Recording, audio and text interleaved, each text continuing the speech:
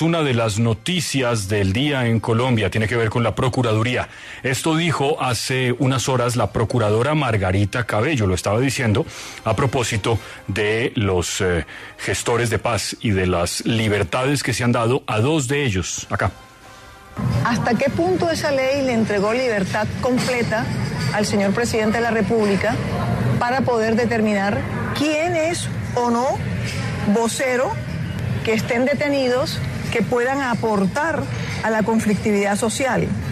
Dejar esa libertad absoluta, creo, no podría ser en cabeza del presidente de la República o a través de la expresión de un decreto para reglamentarlo, sino creo que debería ser el Congreso de la República quien reglamente las condiciones y las características de pronto esenciales que esa ley está autorizando.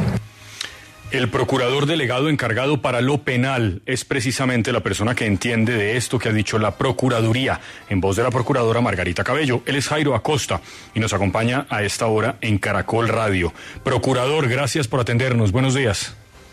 Muy buenos días, un saludo a todos ustedes. Muchas gracias. Procurador, la procuradora se está preguntando en lo que acabamos de oír si la funcionaria que firmó esa orden para que se liberara a estas dos personas, pero además también la ley que dice el gobierno que lo permite, sí le da esa autoridad para hacerlo al gobierno. ¿Ustedes tienen la impresión en la Procuraduría de que no, de que el gobierno y la funcionaria prevaricaron? Pues nosotros encontramos muchas irregularidades en este procedimiento, unas que tienen que ver con las competencias de esta funcionaria para emitir esta libertad, otras que tienen que ver con haber desconocido principios estructurales de todo proceso, que son las de la publicidad y los controles que internamente se deben suponer, y una tercera que tiene que ver precisamente con la legalidad, la interpretación tanto constitucional como legal de que se hace de las resoluciones, de los decretos y de las leyes que conducen a la solicitud de estas liberaciones. Procurador, pero desde el gobierno se dice que en este tipo de liberaciones jamás la Procuraduría ha pedido estar presente en estas audiencias, que si algo se ha caracterizado en este tipo de liberaciones es que el Ministerio Público puede estar o no estar y que lo común es que no esté. ¿Por qué precisamente en este caso de libertad de los jóvenes de primera línea la Procuraduría reclama una presencia que, según dicen, nunca ha ejercido? Bueno, pues esto no es cierto, y lo digo porque yo llevo ya casi 40 años en el sector público y en la función judicial. En todos los casos hay unos procedimientos judiciales y en todos los procedimientos judiciales legalmente debe ser convocada la Procuraduría. Entonces, la Procuraduría debe estar allí haciendo, conceptuando o entregando, digamos, su valoración jurídica, porque una de sus misiones es la de hacer valer el respeto por el orden jurídico, la reserva judicial, que en este caso tiene que ver con la competencia de quien emite esas órdenes, y por supuesto las garantías que demandan la representación de la sociedad como de las víctimas en un trámite de este orden. Entonces, pues advertiría que legalmente esto no es así. Procurador, pero en algún otro momento de otros procesos similares, como por ejemplo cuando el expresidente Uribe hizo lo propio, o el gobierno del presidente Santos hizo lo propio, ¿la Procuraduría alguna vez se opuso a que unas personas fueran designadas, como establece la ley, como gestores de paz? ¿Hay algún antecedente de oponerse a la medida? Ok, los trámites anteriores a los que usted alude y de los que yo conozco y recuerdo, porque yo también en alguna época fui juez, estuve en trámite precisamente de algunas amnistías con el M-19. Esos eran procedimientos judiciales en los cuales las decisiones eran notificadas, no recuerdo de oposiciones, pero esto tenía mucho que ver con el origen de la ley y también con el trámite judicial. En el caso de los acuerdos de La Habana también, todo esto tiene un origen muy claro en un acto legislativo del año 2016-01, recuerden, el Fast Track, un decreto ley, y por supuesto que sobre esa base, no solamente el contenido normativo, sino también el trámite estuvo en cabeza de los jueces. Entonces, puntualmente no podría decirle qué pasó con todas ellas, pero no recuerdo de oposiciones bajo el entendido de que tenían, digamos, un cauce apegado al orden jurídico, tenían un soporte, que no es lo que ocurre con esta oportunidad. Entonces, aquí hay un problema de identidad. Advertir que gestores en una o en otra ocasión son lo mismo, que el trámite en una ocasión son lo mismo, pues creería que no. El objeto precisamente trámite de esta ley tiene que ver con el cese de confrontación y solución consensuada con grupos y estructuras que manifiesten, que mantienen los conflictos armados internos en Colombia, mediante acuerdos de paz. Esto supondría un primer elemento, que es que los sujetos que la ley involucre tengan que ver precisamente con la representación, con la vocería de estos grupos y estructuras que mantienen los conflictos armados internos. Ese sería un tercer control que tendría que hacer el juez, pero el primero tiene que ver con la competencia.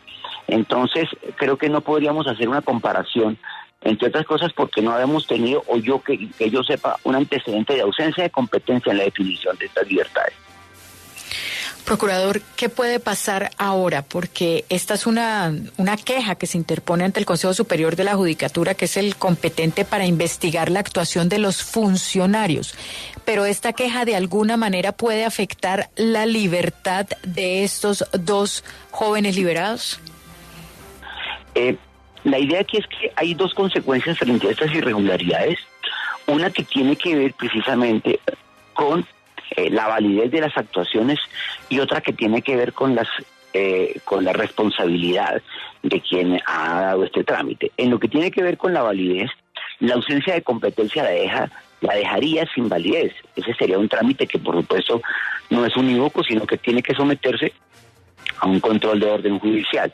Y el que tiene que ver con las responsabilidades, que es el primero que abocamos, porque entre otras cosas no hemos tenido acceso a lo que podría ser un expediente, sino solamente a una decisión que nos entregó la autoridad carcelaria del Pedregal, porque el Centro de Servicios de Bogotá no la entregó. Pues entonces es el que estaría por darse, y es verificar qué camino siguió esta decisión, porque entre otras cosas las competencias que tiene esta funcionaria de carácter la juez coordinadora o el juez coordinador, las competencias judiciales son absolutamente residuales y de trámite. O sea, ella ejecuta las órdenes de jueces y solo puede actuar como juez de control de garantías cuando de manera intempestiva estos no pueden estar o por una fuerza mayor. Entonces digamos que aquí no se trata pues de hacer unas valoraciones a priori, sino simplemente hacer una verificación. Sabemos que están las irregularidades, sabemos que no hay una competencia, y entonces obviamente pues verificada la irregularidad hay que subsanarla. Procurador, este asunto es un asunto evidentemente complejo para la audiencia, sobre todo aquellos que no son abogados ni están muy involucrados en los asuntos penales y de procedimiento. Solo diría, para terminar, que el gobierno dice, y es cierto, que se hizo una modificación a la norma que permite todo esto, la ley 2272 del 2002, y en esa modificación se dice que se admitirá como voceros a quienes actúan como integrantes de organizaciones sociales y humanitarias, a quienes el presidente de la República considere pueden aportar al proceso de paz. Es decir, que eso de que tienen que ser de organizaciones armadas quedó subsanado con esto. Ahí no hay ninguna irregularidad. Bueno, pues esa es una visión absolutamente respetable. Recordemos que hay un elemento que siempre debe estar acompañando a las leyes y en su desarrollo, que es la unidad de materia, porque entonces podríamos generar identificando de una manera arbitraria como voceros a personas que en modo alguno tuviesen algún tipo de vínculo, un nexo con el propósito de la ley. En este caso puede haber alguna afinidad de los liderados con gestiones de paz, pero la que no se ha percibido de manera directa es precisamente su vocería, su designación y su legitimidad precisamente del gobierno o de los grupos armados organizados, de las estructuras, porque no a algunos se les ha señalado allí. Sí. Esto ya supone entonces una ausencia, digamos, de unidad de materia. El objeto de la ley se pierde, y entonces lo más importante en un modelo de Estado como el nuestro es que precisamente haya unos controles y unos pesos a esos tipos de decisiones, porque no se trata de decir que yo tengo, porque la ley me dice, el poder de hacerlo, sino que además los jueces valoren que sí exista esa conformidad de lo que es una resolución, que es lo que emite el presidente, sí, de lo que es un decreto que nombra a la comisión intersectorial, y de lo que es una ley con el objeto de la ley. De otro modo, entonces, estaríamos dando una patente de corso para que las liberaciones tuviesen un origen eminentemente ejecutivo, lo cual supondría un enorme peligro en términos de los equilibrios de poderes. Veremos, ahora está en el terreno, como dice usted, procurador, pues de esa instancia ante la que ustedes han elevado esa queja que tienen, esas dudas que tienen sobre el procedimiento, y quedará pues en manos seguramente de algún juez determinar qué fue lo que aquí ocurrió y si esas liberaciones, como ya se hicieron efectivas, ellos dos están en libertad, pueden mantenerse así o tendrán que volver a la cárcel donde estaban antes de que el presidente les otorgara esto, que no es ni un indulto ni una amnistía, porque los procesos penales en contra de ellos continúan. Procurador, gracias. Feliz año para usted. A ustedes igualmente. Muchas gracias.